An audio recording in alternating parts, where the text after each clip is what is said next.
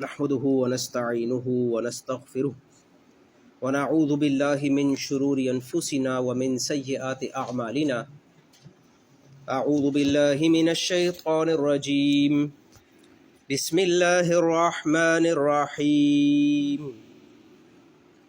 يا أيها الذين آمنوا أطيعوا الله ورسوله ولا تولوا عنه وأنتم تسمعون ولا تكونوا كالذين قالوا سمعنا وهم لا يسمعون إن شر الدواب عند الله الصم البكم الذين لا يعقلون ولو علم الله فيهم خيرا لأسمعهم ولو أسمعهم لتولوا وهم معرضون يا أيها الذين آمنوا استجيبوا لله وللرسول إذا دعاكم لما يحييكم واعلموا أن الله يحول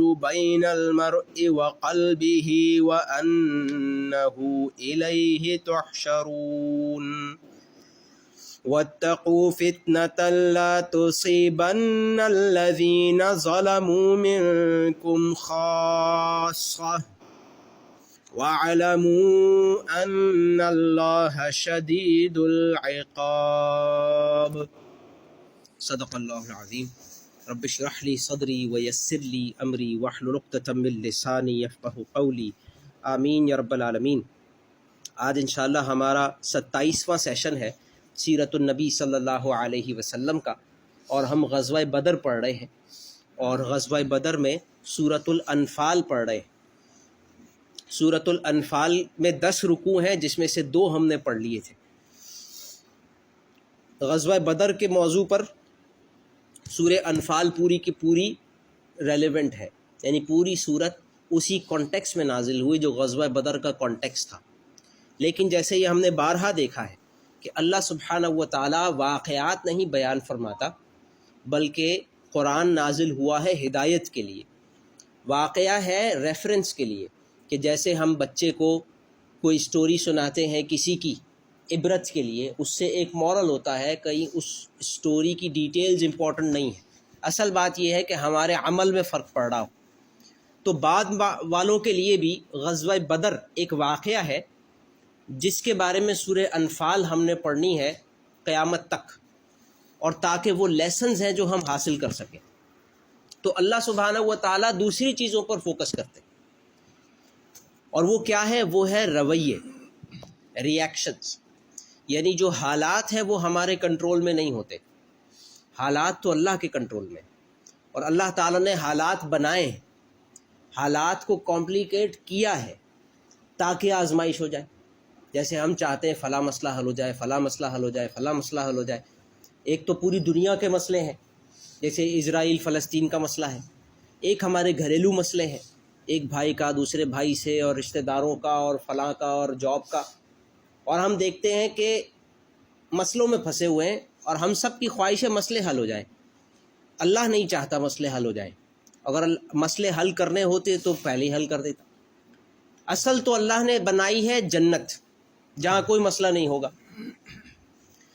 جو ہم چاہتے ہیں وہ کیا ہے؟ کہ کوئی مسئلہ نہ ہو، بس کھانا پینا، انجوائمنٹ، اور اچھی خوشگوار مطمئن زندگی جو ایگزیکٹلی جنت میں ہونا ہے. کوئی تکلیف نہیں، کوئی غم نہیں. دنیا میں یہ نہیں ہونا، دنیا میں آزمائش ہونی ہے، اور اللہ تعالیٰ نے یہ بتا دیا ہے کہ میں نے بنایا ہے آزمائش کے لیے. تو سچویشن ہوتی ہے جو ہمارے ہاتھ میں نہیں ہوتی، وہ اللہ نے بنائی ہوتی ہے. اصل صرف یہ دیکھا جا رہا ہوتا ہے کہ اس سچویشن میں کون کیسے ری ایکٹ کرتا ہے، کون کیسے ایکٹ کرتا ہے. اور ہمیں جو قرآن میں اللہ واقعہ بیان فرماتے ہیں وہ صرف رویے بتانے کے لیے. اسی لیے قرآن میں رویوں پر بہت ڈیٹیل ہوتی ہے، پورے پورے رکوع ہوتے ہیں صرف یہ بتانے کے لیے کہ جب یہ ہوا تھا تو دیکھو فلاں کا چہرہ کیسا ہو گیا تھا، اس کے الفاظ کیسے ہو گئے تھے، اس نے کیا کہا، اس نے کیا سوچا، اور اس کے کمپیئر کرو ان لوگوں کی سوچ، کافروں کو کمپیئر کرو مومنین کی سوچ سے، منافقین کو کمپیئر کرو مومنین کی سوچ سے، اور پھر تم یہ دیکھو کہ تم کہاں لائی کرتے ہو، تاکہ جب ہمارے پر وہ حالات آئے اور ویسی سچویشن آئے تو پھر ہم صحیح رویہ اپنائیں۔ یہ ہے ہدایت، یہ ہے قرآن کا مقصد۔ تو سورہ انفال کے 2 رکوع ہم نے پڑھے جو 19 آیات بنتی ہیں، جس میں اللہ سبحانہ و تعالیٰ نے اب تک جو بات بیان فرمائی وہ یہ کہ اللہ سبحانہ و تعالیٰ نے اس جنگ میں مسلمانوں کی غیر معمولی مدد کی۔ ویسے تو ہر چیز میں اللہ کی مدد ہوتی ہے، کبھی کم ہوتی ہے کبھی زیادہ ہوتی ہے۔ غزوہ بدر میں بہت زیادہ تھی، بلکہ اللہ سبحانہ و تعالیٰ نے ایسی سچویشن بنائی کہ مسلمان بغیر تیاری کے وہاں پہنچ جائیں۔ یہ ہم نے پچھلی مرتبہ دیکھا کہ غزوہ بدر اصل میں کیا ہے؟ یوم الفرقان، فیصلے کا دن، اور یہی آخری آیت تھی جو ہم نے پچھلے رکوع میں پڑھی۔ رکوع نمبر 2 کی آخری آیت یہ تھی، ان تستفتحوا فقد جاءکم الفتح، کہ اے کافروں اگر تم فیصلہ چاہتے تھے تو فیصلہ آ چکا۔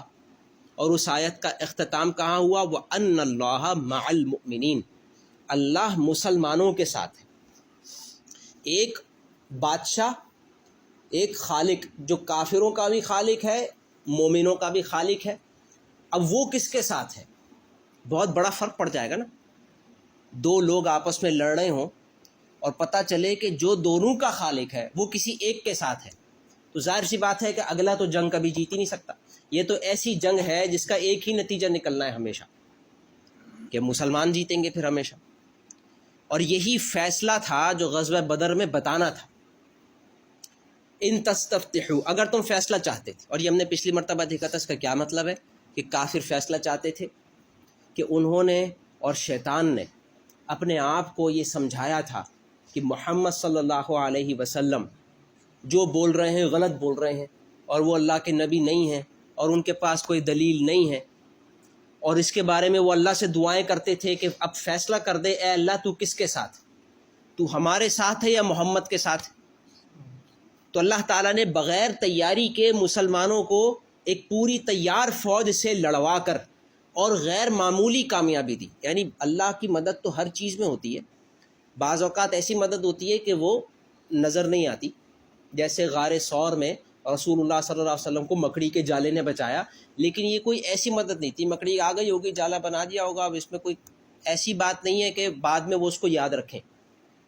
لیکن غزوہ بدر میں جو ہوا وہ ایسی مدد تھی کہ سب نے مانا کہ کوئی غیر معمولی مدد تھی۔ کافروں نے مانا، ظاہر سی بات ہے آپ لڑ رہے ہیں اور اوپر سے تلوار آ کے آپ کو مار دے، اور صرف 70 آدمی مارے گئے 1000 میں سے کافروں کے، یعنی کہ 930 تو واپس مکہ پہنچ گئے۔ اور ان سب نے مکہ پہنچ کے کیا بتایا ہوگا کہ بھائی 2 فوجیں تھیں، ایک زمین پہ تھی ایک آسمان پر تھی، اور اب یہ بالکل واضح ہے کہ اللہ کس کے ساتھ ہے، ان اللہ مع المؤمنین۔ یہاں پہ یہ آیت ختم ہوئی تھی، اور اب جو تیسرا رکوع ہے وہ بالکل ڈیفرنٹ ٹون کا ہے، اور وہ پورا مسلمانوں سے خطاب کر رہا ہے، اور اللہ تعالیٰ کی ایک بہت جس کو کہا جائے گا ناراضگی نظر آ رہی ہے مسلمانوں سے، حالانکہ وہ ناراضگی نہیں ہے، وہ ہے موٹیویشن۔ اگر کوئی آپ کو کہتے میں تمہارے ساتھ ہوں تو ہم ڈھیلے پڑ جائیں، میں جب اللہ ہمارے ساتھ ہے اور ہم اپنے آپ کو جانتے ہیں، ہماری نمازیں کیسی ہیں، ہمارے اعمال کیسے ہیں، ہم گناہ گار ہیں، اور الحمدللہ یہ نیک آدمی کی نشانی ہے کہ وہ اپنے آپ کو گناہ گار سمجھتا ہے۔ تو صحابہ کا بھی یہی عالم تھا، ان کے سامنے ان کی کوتاہیاں تھیں، وہ بھی کمزور ہیں، جیسے کہ آپ صلی اللہ علیہ وسلم نے فرمایا کہ ہر انسان خطا کار ہوتا ہے۔ مومن کی نشانی یہ ہے کہ اس کی خطائیں اس کے سامنے ہوتی ہیں، اور اللہ نے اعلان کر دیا میں مسلمانوں کے ساتھ، وَأَنَّ اللَّهَ مَعَ الْمُؤْمِنِينَ۔ تو بہت آسان تھا کہ اب مسلمان جو ہیں وہ بے فکر ہو جائے اور گناہوں کو اتنی امپورٹنس نہ دے، اور آگے جو رسول اللہ صلی اللہ علیہ وسلم کو مدد درکار ہوگی اس میں اتنے مستعد نہ ہوں، کیونکہ جہاد پر جانا فرض تو نہیں تھا، نہ بدر میں نہ احد میں نہ احزاب میں، ہمیشہ جہاد کی کال لگتی تھی، جو آئے اپنا نام لکھوائے، جو چاہے نہ لکھوائے، جو چاہے پیسے دے جو چاہے نہ دے، وہ فرض نہیں ہوتا تھا۔ بلکہ اللہ تعالیٰ نے سورہ نساء میں فرمایا جو نہیں دیتا اس کے لیے بھی اچھا وعدہ ہے، جو دیتا ہے اس کے لیے بھی اچھا وعدہ ہے، جو جہاد پہ نہیں جاتا اس کے لیے بھی اچھا وعدہ ہے، جو جاتا ہے اس کے لیے بھی اچھا وعدہ ہے۔ ہاں، لیکن اللہ تعالیٰ نے مجاہدین کو بہت اونچا درجہ دیا ہے بیٹھے رہنے والوں سے، لہٰذا لیکن ضرورت کس بات کی تھی کہ آگے بڑھا جائے، جس کو ہم کہتے ہیں موٹیویشن ٹو ڈو ورک۔ اب آگے جو آ رہا ہے وہ موٹیویشن ہے، اللہ کی موٹیویشن۔ قرآن حکیم صرف قانون کی کتاب نہیں ہے، موٹیویشن کی کتاب بھی ہے۔ کوئی ہمیں کہے اصلاحی بیان ہے، تو اللہ سے زیادہ اصلاحی بیان ہو نہیں سکتا۔ اگر ہمیں تھوڑی سی بھی عربی آئے یا ہمیں اس کا شوق ہو اور ہم ان آیات کو بار بار پڑھیں، چاہے ہمیں عربی نہ بھی آتی ہو، آپ پڑھیں، ترجمہ پڑھیں، اس کا درس سنیں، پھر دوبارہ پڑھیں، پھر دوبارہ پڑھیں، بلکہ یاد کر لیں، پھر نماز میں پڑھیں، تو آپ کو وہ ٹون محسوس ہونا شروع ہو جائے گی جو اللہ کی ٹون ہے اس میں۔ اعوذ باللہ من الشیطان الرجیم، بسم اللہ الرحمن الرحیم۔ یا ایھا الذین آمنوا، اے وہ لوگ جو ایمان لائے، اطیعوا اللہ ورسولہ، اطاعت کرو اللہ کی اور اس کے رسول کی، ولا تولوا عنہ وانتم تسمعون، اور منہ مت پھیرو اس سے جب کہ تم سن رہے ہو، اور اپنا چہرہ مت پھیر دو، منہ مت موڑ لو اس سے، حکم سے، وانتم تسمعون، جب کہ تم سن رہے ہو۔ پچھلی آیت کہاں ختم ہوئی تھی؟ وان اللہ مع المؤمنین، اور یہ آیت شروع ہوئی ہے یا ایھا الذین آمنوا، اے وہ لوگ میں جن کے ساتھ ہوں، میں ہوں تمہارے ہی ساتھ، لیکن تم غور سے سن لو۔ اطیعوا اللہ ورسولہ، فرما برداری کرو اللہ کی، اس کے رسول کی، ولا تولوا عنہ، اور منہ مت پھیرنا اس سے، وانتم تسمعون، جب کہ تم سن رہے ہو، ولا تکونوا کالذین، اور مت ہو جانا ان لوگوں کی طرح، قالوا سمعنا وهم لا يسمعون، جو کہتے ہیں کہ ہم نے سنا حالانکہ وہ نہیں سنتے۔ ان لوگوں کی طرح مت ہو جانا جنہوں نے کہا کہ ہم نے سن لیا حالانکہ وہ نہیں سنتے۔ مثلا یہ کہ بڑا آسان ہوتا ہے صرف نظر کر لینا، جیسے غازہ میں لوگ مر رہے ہیں، آپ چینل چینج کر دیں، آپ ورلڈ کپ لگا لیں، کیا فرق پڑتا؟ تو جب بھی کوئی بہت بڑی چیز ہو رہی ہو اور آپ چاہیں تو وہاں دیکھنا شروع کر دیں، یہ بہت آسان ہے۔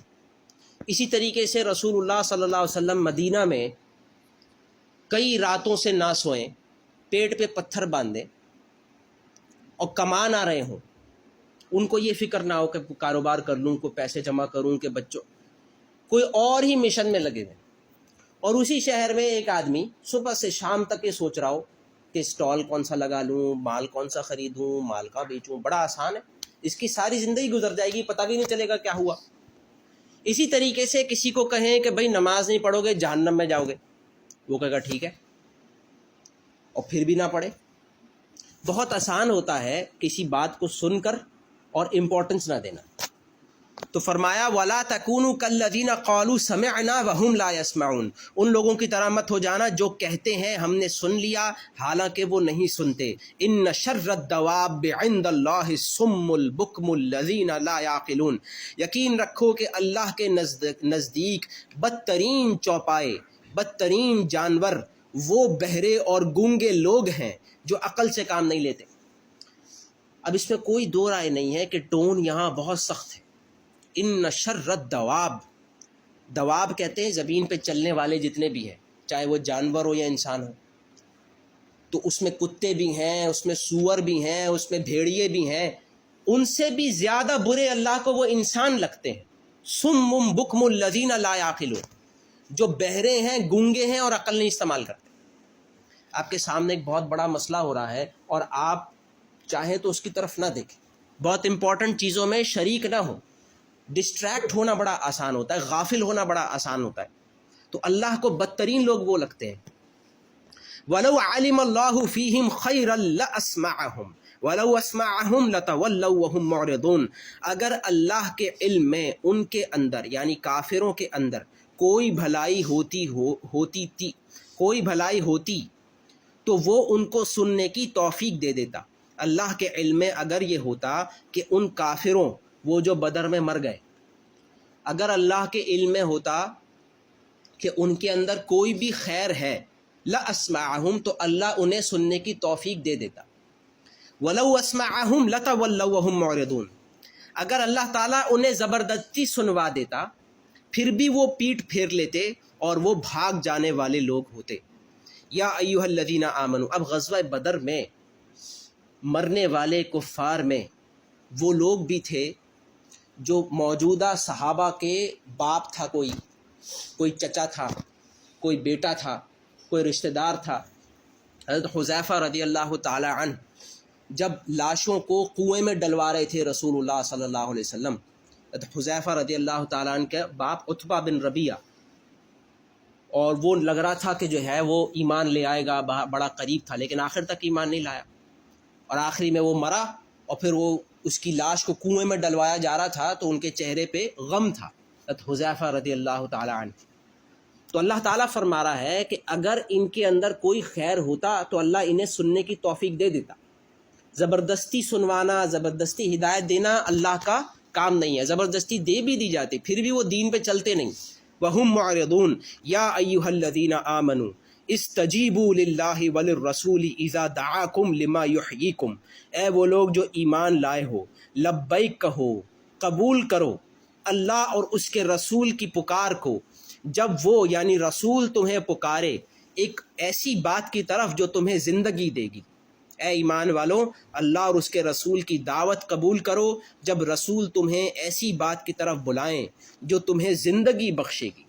وَاعْلَمُوا أَنَّ اللَّهَ يَحُولُ بَيْنَ الْمَرْءِ وَقَلْبِهِ وَأَنَّهُ إِلَيْهِ تُحْشَرُونَ، اور یہ بات جان رکھو کہ اللہ انسان اور اس کے دل کے درمیان آڑ بن جاتا ہے، پردہ بن جاتا ہے، اور یہ کہ تم سب کو اسی کی طرف اکٹھا کر کے لے جایا جائے گا۔ یہ ایک آیت ہے، اور علماء نے بہت سے آراء اور بہت سے مفاہیم اس میں سے ڈرائیو کیے ہیں۔ سب سے پہلی بات، یا ایھا الذین آمنوا استجیبوا، استجیبوا کہتے ہیں قبول کرو، استجیبوا للہ وللرسول، جب کوئی بلا رہا ہو اس کی پکار پر لبیک کہنا اور اس کی کال کو آنسر کرنا۔ جیسے کہ رسول اللہ صلی اللہ علیہ وسلم کہیں کہ بھئی ہمیں جو ہے قافلے کے لیے مال چاہیے، تو کون ہے جو مال دے؟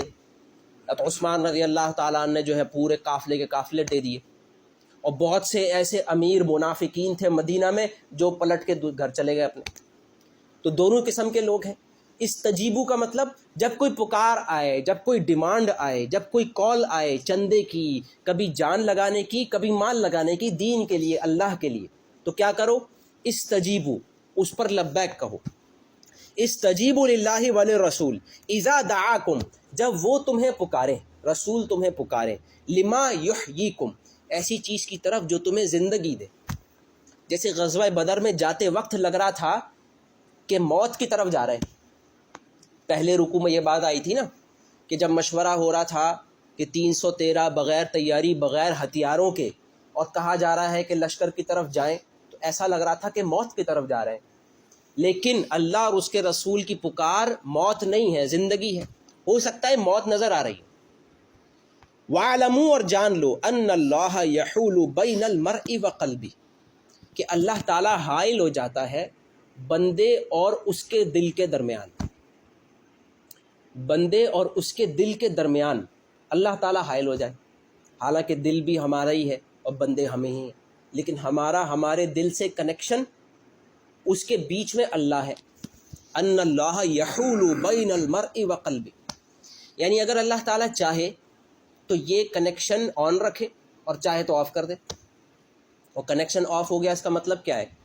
مطلب یہ کہ آپ کا دل گواہی دے رہا ہے کہ یہ بات صحیح ہے اور یہ مجھے کرنا چاہیے، لیکن بندہ فیصلہ نہیں کر پائے، یہ پکار اس بندے تک نہ پہنچ پائے۔ اور اللہ تعالیٰ دل میں حائل کا مطلب یہ بھی ہے کہ اللہ تعالیٰ اس کنیکشن کو استوار کر دے۔ یہ کنیکشن جو ہے یہ لوز ہو جاتا ہے گناہوں کی وجہ سے، تو اللہ تعالیٰ یہ کر سکتا ہے کہ بندے کے گناہ سارے معاف کر کے اس کو ایمان لانے کی توفیق دے دی۔ جیسے حضرت عمر رضی اللہ تعالیٰ عنہ فرماتے ہیں اپنے بارے میں کہ وہ گئے تھے رسول اللہ صلی اللہ علیہ وسلم کو قتل کرنے اور ایمان لے آئے۔ تو ان اللہ یحول بین المرء وقلبہ، تو یہ کیا ہے؟ یہ دھمکی بھی ہے، امید بھی ہے کہ ہمارے پاس صحیح رستے پر آنے کا ایک ہی طریقہ ہے کہ اللہ راضی ہو جائے۔ اللہ اگر ناراض ہو گیا تو یہ کنیکشن ٹوٹ جائے گا، پھر صحیح اور غلط میں فرق نہیں پتہ چلے گا۔ وَأَنَّهُ إِلَيْهِ تُحْشَرُونَ، اور یہ بات یاد رکھو کہ تم سب کو اللہ ہی کی طرف لوٹنا ہے. وَاتَّقُوا فِتْنَةً لَا تُصِيبَنَّ الَّذِينَ ظَلَمُوا مِنْكُمْ خَاصَّةً وَاعْلَمُوا أَنَّ اللَّهَ شَدِيدُ الْعِقَابِ، اور ڈرو اس وبال سے، اس عذاب سے جو تم میں سے صرف ان لوگوں پر نہیں پڑے گا جنہوں نے ظلم کیا تھا.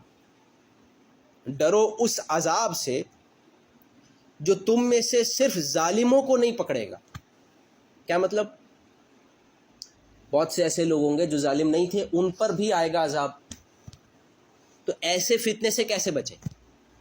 وَاتَّقُوا، بچو، فِتْنَةً، ایسے فتنے سے، لَا تُصِيبَنَّ الَّذِينَ ظَلَمُوا مِنْكُمْ خَاصَّةً، جو خاص ظالموں پر ہی نہیں آئے گا تم میں سے، ان پر بھی آئے گا جو ظلم نہیں کر رہے تھے. اب اس کا مطلب کیا ہے؟ تو قرآن میں دوسری جگہ اللہ تعالیٰ یہ بات واضح کرتا ہے کہ جب بھی اللہ تعالیٰ کسی قوم کو اس کے جرائم، اس کے ظلم و ستم کی وجہ سے عذاب دیتا ہے تو صرف ان لوگوں کو بچاتا ہے جو ظلم سے روک رہے تھے. یہ بات قرآن میں اللہ نے بار بار بیان فرمائی. اور وہ لوگ جو خود ظلم نہیں کر رہے تھے لیکن اس کے خلاف کچھ کر بھی نہیں رہے تھے، وہ بھی ایک طرح سے ظالم کے ساتھی ہیں. جیسے ہمارے ملک میں ظلم ہو رہا ہے اور ہم سب دیکھ رہے ہیں ظلم ہو رہا ہے. ظلم ہو رہا ہے کہ کیا طاقتور جو ہے وہ کمزور کو دبا رہا ہے، حق کی بات جو ہے وہ چھپائی جا رہی ہے، ایک کے اوپر زیادتی ہو رہی ہے، باقیوں کے اوپر نہیں ہو رہی. پہلے سے پتہ چل جاتا ہے کہ فوج کس کے ساتھ ہے، کس کے ساتھ نہیں ہے، ابھی اس کو لے کر آنا ہے، اس کو ابھی دبانا ہے، اس کے کیسز اٹھانے ہیں، اس کے کیسز مٹانے ہیں. فلاں آدمی بات کر رہا تھا، وہ غائب ہو گیا، 2 مہینے کے بعد آیا، اس کی آواز بند ہو گئی. فلاں آدمی باہر چلا گیا، اس کی لاش واپس آ رہی ہے. اس طرح کے سارے کیسز ہمیں پتہ چلتے ہیں. یہ ظلم ہے، اور اللہ تعالیٰ اندھا تو نہیں ہے، نعوذ باللہ. وہ دیکھ رہا ہے ظلم ہو رہا ہے، اور ہمارے اوپر کوئی سرخاب کے پر بھی نہیں لگے ہوئے کہ باقی سب پہ عذاب آئے ظلم کی وجہ سے، اور ہم ظلم کرتے رہے، ہم پہ عذاب نہ آئے. تو اگر ظلم ہو رہا ہے تو اللہ تعالیٰ نے فرمایا کہ اس عذاب سے بچو جو صرف ظالموں کو نہیں پکڑتا. اور یہ کب کہا جا رہا ہے؟ جب غزوہ بدر سے واپس آئے ہیں مسلمان. اللہ نے کافروں کو بتا دیا میں مسلمانوں کے ساتھ ہوں، تمہارے ساتھ نہیں ہوں. تو پھر مسلمانوں کو بتایا جا رہا ہے اللہ کے ساتھ کا یہ مطلب نہیں ہے کہ عذاب نہیں آئے گا. تم ظلم کرو گے تمہارے اوپر بھی عذاب آئے گا. تو ہمیں کرنا کیا ہے؟ ہمیں کھڑا ہونا ہے، ہمیں ظلم کے خلاف کچھ نہ کچھ کرنے کی کوشش ضرور کرنی ہے. اس کے رسول اللہ صلی اللہ علیہ وسلم نے 3 اسٹیجز بتائے. من رآ منکم منکرا فلیغیرہ بیدہ، تم میں سے کوئی برائی دیکھے تو اپنے ہاتھ سے روکے. فإن لم یستطع، اگر اتنا نہیں کر سکتا، فباللسانی، یعنی اگر وہ ہاتھ سے ظلم روکنے کے قابل نہیں ہے، بہت چھوٹا ہے، اکیلا ہے، کمزور ہے، تو پھر زبان سے روکنے کی کوشش کرے. اور اگر زبان سے بھی نہیں روک سکتا، فبقلبہ، تو دل سے. وذالک ضعف الایمان، اور دل سے برائی کو روکنے کا مطلب کیا ہے؟ دل سے برائی کو روکنے کا مطلب یہ ہے کہ آدمی یہ سوچتا رہے کہ یہ ظلم ہو رہا ہے، اس کو کیسے میں روک سکتا ہوں. زبان سے بھی نہیں روک سکتا، میری زبان، میرا قلم، میں کوئی کلپ بنا لوں، اس سے کیا فرق پڑنے والا. ہاتھ تو میرے ہے ہی نہیں، نہ میں کوئی فوجی، نہ میں کوئی طاقتور، نہ میں کوئی پرسنالٹی، میں تو ایک عام شہری ہوں. لیکن یہ سوچ چلتی رہے. جیسے کہ رسول اللہ صلی اللہ علیہ وسلم نبوت ملنے سے پہلے حضرت خدیجہ رضی اللہ تعالیٰ عنہ کے پاس تشریف لائے کہ مکہ میں کچھ لوگ آئے ہیں جو بھیک مانگ رہے ہیں، جو اپنے ہاں بڑے امیر تھے، رستے میں کسی نے لوٹ لیا، میرے پاس کچھ مال نہیں ہے کہ میں ان کی مدد کر سکوں. تو کس بات پر غم ہے؟ کہ میں کچھ کر نہیں سکتا. یہ بھی ایک غم ہے. اور اگر یہ غم بھی ختم ہو گیا، یہ ہمارے ہاں جو انجوائمنٹ کا کانسیپٹ ہے نا، اور اس میں کرکٹ بھی شامل ہے، اس میں ڈرامے بھی شامل ہیں، اس میں ریسٹورانٹ بھی شامل ہے، ایک انجوائمنٹ، یعنی ظلم بھی ہو رہا ہے، وہ ہم سب دیکھ بھی رہے ہیں، اور ہم انجوائمنٹ کے پلان بھی بناتے رہتے ہیں. تو کہیں ایسا نہ ہو کہ ہمارے وہ جو آخری اسٹیج ہے ایمان کا، جو کہ رسول اللہ صلی اللہ علیہ وسلم نے فرمایا وَذَلِكَ أَضْعَفُ الْإِيمَانِ، ایمان کا سب سے کمزور درجہ کہ دل میں برائی ہو، دل میں برا سمجھے، اور دل میں یہ خیال چلتا رہے کہ میں یہ ظلم کیسے روک سکتا ہوں. جب سوچ چلتی رہے گی تو آدمی تلاش کرتا رہے گا، اور جیسے ہی کوئی موقع ملے گا اس کے اندر شامل ہو جائے گا. پتہ چلے کوئی گروپ ہے، وہ کوئی ہو سکتا ہے کوئی بہت چھوٹا سا ظلم، اور اس کو کبھی بھی ہلکا نہیں لینا چاہیے کہ چاہے ہمیں پتہ چلے کہ بھئی پولیس ہمارے کسی پڑوسی کو اٹھا کے لے گئی، جانا چاہیے پولیس اسٹیشن، ہو سکتا ہے کہ ہماری سفارش سے وہ چھوڑ دیں، یہ بھی تو کوئی ظلم سے نجات کی بات ہے۔ لیکن یہ جب ہوگا جب آدمی اویئر ہو۔ اگر آدمی گھر کا دروازہ بند کر لے، بھائی پڑوس میں ہو رہا نا، میرا کیا؟ تو یہ کہتے ہیں نا کہ ہم یہ روتے ہیں کہ پاکستانی فوج کیوں نہیں حملہ کر دیتی اسرائیل پر، تو کسی نے صحیح بتائی کہ آپ کے پڑوس میں ڈاکو آ جائے تو آپ کیا کریں گے؟ اپنا دروازہ بند کر لیں گے، وہاں جو ہوتا ہے ہونے دیں۔ تو ہم سب ایسے ہی ہیں، تو ہم ان کو کیوں بولتے ہیں؟ ان کے لیے تو اور بڑا مشکل کام ہے، پوری قوم کو رسک پہ ڈال دینا، ہمارے لیے تو صرف گھر والوں کو رسک میں ڈالنے کی بات تھی۔ تو ہم سب پھر ایسے ہی ہیں، اللہ نہیں چاہتا ہم ایسے ہوں۔ ایسے ہم جب ہوتے ہیں جب ہمیں موت کا خوف ہوتا ہے، اور جب ہمیں یہ پتا ہو کہ اللہ ہمارے ساتھ ہے۔ تو اللہ کے ساتھ ہونے کا تو مطلب یہ ہوگا کہ پھر آدمی بہادر ہو جائے گا۔ تو فرمایا واتقوا فتنةً، ڈرو اس عذاب سے، لا تصیبن الذین ظلموا منکم خاصہ، جو تم میں سے صرف ظالموں ہی کو نہیں پکڑے گا، وَاعْلَمُوا أَنَّ اللَّهَ شَدِيدُ الْعِقَابِ، اور جان لو کہ اللہ تعالیٰ بہت سخت ہے سزا دینے میں۔ وَاذْكُرُوا إِذْ أَنْتُمْ قَلِيلٌ مُسْتَضْعَفُونَ فِي الْأَرْضِ، اور وہ وقت یاد کرو جب تم تعداد میں بہت تھوڑے سے تھے، تمہیں لوگوں نے زمین میں دبا کر رکھا تھا۔ جب مسلمان مکہ میں تھے تو مکہ میں قبیلہ وائز دیکھا جائے تو وہی ہے، ابو بکر صدیق رضی اللہ تعالیٰ عنہ اپنے قبیلے کے آدمی ہیں۔ اچانک سے مکہ میں ایک نیا قبیلہ بن گیا۔ کون سا قبیلہ؟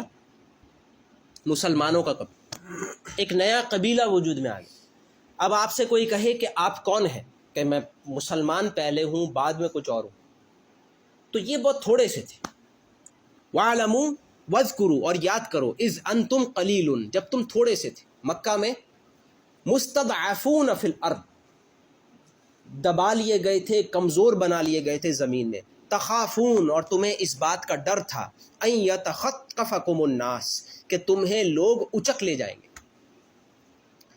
ایسے جیسے چیل آتی ہے اور اچک لے جاتی ہے اپنے شکار کو، اور اس کی ماں اور وہ پورا ریوڑ دیکھتا رہ جاتا، کچھ کر نہیں سکتا۔ تھوڑے سے ہوں، اتنی طاقتور ہوتی ہے وہ، اتنی تیز ہوتی ہے کہ وہ آپ کے بچے اٹھا کے لے جائیں، آپ کو آپ کے آنکھوں کے سامنے گھر برباد کرتے، آپ کچھ کر نہیں سکتے۔ تو تمہیں یہ ڈر تھا، تخافون ان یتخطفکم الناس، کہ تمہیں اچک کے لے جائیں گے لوگ۔ فآواکم، تو اللہ نے تمہیں ٹھکانہ دیا، پروٹیکشن دی۔ وَأَيَّدَكُمْ بِنَصْرِهِ، تمہاری مدد کی اپنی خاص غیبی مدد سے۔ وَرَزَقَكُمْ مِنَ الطَّيِّبَاتِ، اور اللہ نے تمہیں پاکیزہ رزق عطا کیا، لعلکم تشکرون، تاکہ تم شکر ادا کرو۔ یعنی مدینہ آ گئے، مدینہ کے لوگوں نے تمہیں ویلکم کیا، تمہیں اللہ نے جگہ دے دی، اپنی خاص مدد غزوہ بدر میں، اور پاکیزہ رزق عطا کیا۔ مدینہ جو ہے وہاں کھجور کے باغات اور زرعی علاقہ تھا۔ لعلکم تشکرون، تاکہ تم شکر ادا کرو۔ شکر کیا ہوتا ہے؟ شکر یہ ہے کہ اب ہم جب اللہ کی پکار لگے، رسول کسی چیز کے لیے پکارے، جب دین پکارے تو ہم لبیک کہیں۔ آگے ہی آ گیا، یا ایھا الذین آمنوا لا تخونوا اللہ والرسول وتخونوا اماناتکم وانتم تعلمون، اے ایمان والو، اللہ اور اس کے رسول سے بے وفائی نہ کرنا، اور نہ جانتے بوجھتے اپنی امانتوں میں خیانت کے مرتکب ہونا۔ لا تخونوا اللہ والرسول، خیانت مت، خیانت کرنا اللہ اور اس کے رسول سے۔ وَتَخُونُوا أَمَانَاتِكُمْ، اور نہ اپنی آپس کی امانتوں میں خیانت کرنا۔ وَأَنْتُمْ تَعْلَمُونَ، جانتے بوجھتے۔ تو خیانت یہ بھی ہوگی کہ اللہ تعالیٰ فرما رہا ہے میں نے تمہیں مکہ سے نکال کے، جہاں تم تھوڑے تھے، ڈر میں رہتے تھے، خوف میں رہتے تھے، مدینہ پہنچا دیا، جہاں تم امن میں رہتے ہو، کھانے پینے کو ملا ہوا ہے۔ تو اب تمہیں اللہ کا شکر ادا کرنا ہے۔ رسول اللہ صلی اللہ علیہ وسلم پکار لگا رہے ہیں، کبھی مال کی کبھی جان کی، تو تمہیں کیا کرنا چاہیے؟ آگے بڑھ کر دین پر عمل کرنا چاہیے۔ ایک ہوتا ہے بیسک لیول آف ریلیجن، کہ آپ کہیں بھائی میں نماز پڑھ رہا ہوں، میرے اوپر جتنے فرائض تھے میں نے پورے کر دیے، جیسے 2.5% زکوٰۃ دے دیں، تو 2.5% زکوٰۃ تو حضرت ابو بکر صدیق بھی دے رہے تھے، لیکن پھر بھی گھر کا سارا سامان لا کے رکھ دیا. تو عثمان بھی 2.5% زکوٰۃ دے رہے تھے. اس وقت 2.5% سے زیادہ کی پکار لگی ہوئی تھی. تو یہ دیکھنا چاہیے کہ دین کا کام صرف یہی نہیں ہے. ورنہ ہمارا آج کل جو پوری مسلمان امت کو ہم دیکھیں نا، اتنے سارے ہم ہیں، لیکن ہم ایک اس لیے نہیں ہیں کہ ہر آدمی اپنا پروفیشن دیکھ رہا ہے. اس کی ساری فکر یہ ہوتی ہے کہ میں کیا کروں، میری فیلڈ کیا ہے. اور پھر وہ کچھ کبھی کبھی کوئی کانوں میں کبھی پکار آ جاتی ہے کہ بھئی فلاں تو پیسے دے دیتے ہیں. یہ بھی اچھی بات ہے، جتنے اضافی پیسے غزہ کے اس میں یا یتیموں میں، یا سردی آتی ہے تو ابھی یہ سردی آئے گی تو ایک مہم ہوگی بھئی کمبل ہے غریب علاقوں میں، تو ہمیں آگے بڑھ کر اس میں حصہ لینا، یہ اس رکوع کا بنیادی ٹاپک ہے. یہ موٹیویشنل رکوع ہے، اور وہ بات کہیں نہیں جاتی کہ اللہ مومنوں کے ہی ساتھ ہے. اس ساری باتوں کا یہ مطلب نہیں ہے کہ اللہ اتنا ناراض ہے مسلمانوں سے کہ کافروں کے ساتھ ہو گیا. اللہ تعالیٰ ہے مسلمانوں کے ہی ساتھ، لیکن اللہ کے ساتھ کا مطلب یہ ہے پھر کام زیادہ کرنا پڑے. تو فرمایا خیانت مت کرو اللہ اس کے رسول کے ساتھ، اور خیانت مت کرو اپنی امانتوں کے ساتھ جانتے بوجھتے. وَاعْلَمُوا أَنَّمَا أَمْوَالُكُمْ وَأَوْلَادُكُمْ فِتْنَةٌ وَأَنَّ اللَّهَ عِندَهُ أَجْرٌ عَظِيمٌ. اور یہ بات سمجھ لو کہ تمہارے مال اور تمہاری اولاد ایک آزمائش ہیں، اور یہ کہ عظیم انعام اللہ ہی کے پاس ہے. یہاں رکوع نمبر 3 ختم ہوا. اب رکوع نمبر 4 سے ایک بڑی اہم بات ہے جو بیان ہو رہی ہے. یا ایھا الذین آمنوا ان تتقوا اللہ یجعل لکم فرقانا. یہ بھی یونیک آیت ہے پورے قرآن کی. اے وہ لوگ جو ایمان لائے ہو، اگر تم اللہ کا تقوی اختیار کرو گے، اللہ تعالیٰ تمہیں فرقان دے دے گا. فرقان، یجعل لکم فرقانا، اللہ تعالیٰ بنا دے گا تمہارے لیے فرقان. تو فرقان بنائے فرق سے، فرق کرنا صحیح اور غلط میں، حق اور باطل میں. یہ اس صورت کا ٹاپک ہے. غزوہ بدر کیوں ہوئی؟ تو اللہ تعالیٰ فرماتے ہیں کہ مکہ میں اور مدینہ میں بھی بہت سے لوگ تھے کہ جن کے ذہن میں ابھی بھی ڈاؤٹ تھا کہ یہ محمد یہ جو ساری باتیں کر رہے ہیں صحیح بھی ہے یا نہیں. یہ ڈاؤٹ ہے، اور یہ ڈاؤٹ کریٹ کیا گیا ہے. اس میں ابلیس کا بہت بڑا ہاتھ ہے. یہ بات ہم نے پہلے بھی کہی تھی کہ ہم انڈر ایسٹیمیٹ کر جاتے ہیں اس وقت کی مکہ کی سچویشن کو، کیونکہ ابلیس جو ہے سب سے بڑا شیطان ہے. اس وقت وہ کہاں ہوگا پتہ نہیں. اس کے پوری ٹیم ہے. ہمارے پاس تو وہ بھیجتا ہے اپنے چھوٹے چھوٹے، کیا کہتے ہیں اسے، کارندے، چمچے. لیکن جب مکہ میں رسول اللہ صلی اللہ علیہ وسلم کام کر رہے تھے تو ابلیس دنیا کے سارے کام چھوڑ کے خود وہاں آ گیا تھا کہ یہ والا پروجیکٹ میں خود دیکھوں. اور ابھی آگے اس کا ذکر بھی آ جائے. یہاں تک کہ غزوہ بدر میں کافروں کے 1000 لشکر میں وہ ساتھ آ رہا تھا، مستقل ساتھ تھا. ان سے کہہ رہا تھا کہ چلو چلو میں تمہارے ساتھ. وسوسہ ڈال رہا تھا. یہ ابھی آئے گا آگے اس آیت. تو اچھی خاصی کنفیوژن کریٹ کی تھی لوگوں کے ذہنوں میں. ڈاؤٹ کہتے ہیں جسے، کہ پتہ نہیں صحیح بھی ہے یا نہیں. تو اللہ تعالیٰ بندوں کو اس حال پہ نہیں چھوڑتا. جو حق کو تلاش کرے گا اسے حق ملے گا. حق کو تلاش کرنے کا طریقہ کیا ہے؟ یہاں اللہ تعالیٰ نے فرمایا تقوی، تقوی حاصل کر. بعض اوقات ہمارے ساتھ بھی ہوتا ہے کہ بہت ساری باتیں ہوتی ہیں، بہت ساری آراء ہوتی ہیں، بہت سارے لوگ الگ الگ جگہوں پہ بلا رہے ہوتے ہیں اور کہتے ہیں سمجھ نہیں آ رہا، پتہ نہیں کون صحیح ہے. بعض اوقات خبریں چل رہی ہوتی ہیں اتنی ساری کہ ہمیں کنفیوز ہو جاتا ہے. ایک عام آدمی کنفیوز ہو جاتا ہے کہ صحیح بات کیا ہے اور صحیح بات تک پہنچنے کا طریقہ کیا ہے. یہ سوال آپ کسی سے بھی پوچھیں، اس کا جواب بہت سارے ہوں گے، یہ نہیں ہوگا تقوی. قرآن کا جواب یہ ہے اگر تم صحیح بات تک پہنچنا چاہتے ہو تو تقوی اختیار کرو. ہم کیا جواب دیں گے؟ ریسرچ کرو، پتہ کرو، دیکھو جا کر. تو اس میں لوگ کنسپیریسی تھیوری شروع کر دیتے ہیں، یوٹیوب چینل بنا دیتے ہیں، اور آپ کو پتہ ہے یہاں یہ ہوا، وہاں وہ ہوا، وہاں وہ ہوا، وہاں وہ ہوا. حقیقت ٹی وی شروع ہو جاتا ہے. تو اللہ تعالیٰ نے کیا بات بیان فرمائی؟ ان تتقوا اللہ، اگر تم تقوی اختیار کرو گے، یجعل لکم فرقانا، اللہ تعالیٰ تمہیں دے دے گا فرقان. اور ابھی آگے اس رکوع میں بیان ہوگا کہ غزوہ بدر کے کیس میں وہ اللہ نے کیسے کیا. وَيُكَفِّرْ عَنْكُمْ سَيِّئَاتِكُمْ اور تم سے تمہاری برائیاں دور کر دے گا. وَيَغْفِرْ لَكُمْ تمہیں معاف کر دے گا. وَاللَّهُ ذُو الْفَضْلِ الْعَظِيمِ اللہ بڑے فضل عظیم کا مالک ہے. تم اللہ کا تقوی اختیار کرو گے, اللہ تمہیں فرقان دے گا, تمہاری برائیاں دور کر دے گا, تمہیں معاف کر دے گا. اللہ بڑے عظیم فضل کا مالک ہے. وَإِذْ يَمْكُرُ بِكَ الَّذِينَ كَفَرُوا اور یاد کرو جب اے نبی صلی اللہ علیہ وسلم آپ کے خلاف کافر چالیں چل رہے تھے. لِيُثْبِتُوكَ أَوْ يَقْتُلُوكَ أَوْ يُخْرِجُوكَ کہ آپ کو گرفتار کر لیں یا آپ کو قتل کر دیں یا آپ کو نکال دیں مکہ سے. وَيَمْكُرُونَ وَيَمْكُرُ اللَّهُ وَاللَّهُ خَيْرُ الْمَاكِرِينَ وہ بھی چالیں چل رہے تھے اور اللہ بھی چال چل رہا تھا اور اللہ تعالیٰ بہترین چال چلنے والا ہے. تو پہلی بات اللہ نے یہاں کیا فرمائی کہ یاد کریں مکہ میں کہ وہ سازش کر رہے تھے کہ محمد صلی اللہ علیہ وسلم کو یا تو قید کر لیں یا قتل کر دیں یا مکہ سے نکال دیں. وَإِذَا تُتْلَى عَلَيْهِمْ آيَاتُنَا قَالُوا قَدْ سَمِعْنَا لَوْ نَشَاءُ لَقُلْنَا مِثْلَ هَذَا إِنْ هَذَا إِلَّا أَسَاطِيرُ الْأَوَّلِينَ اور جب بھی ان کے سامنے ہماری آیتیں پڑھی جاتی تھی تو وہ کہتے تھے بس ہم نے سن لیا, اگر ہم چاہیں گے تو اس جیسی باتیں ہم بھی کہہ لیں گے, یہ قرآن اور کچھ نہیں صرف پچھلے لوگوں کے افسانے ہیں. یعنی یہ رکوع طویل ہے, وقت ہو گیا انشاءاللہ, اگلی مرتبہ پھر ہم یہیں سے آغاز کریں گے. اس رکوع میں اللہ سبحانہ و تعالیٰ نے یہ بیان فرمایا ہے کہ کس کس طرح کافروں اور شیطان نے ڈاؤٹس کریٹ کیے اور کس طرح غزوہ بدر کے ذریعے اللہ تعالیٰ نے ان سب کو دور کر دیا.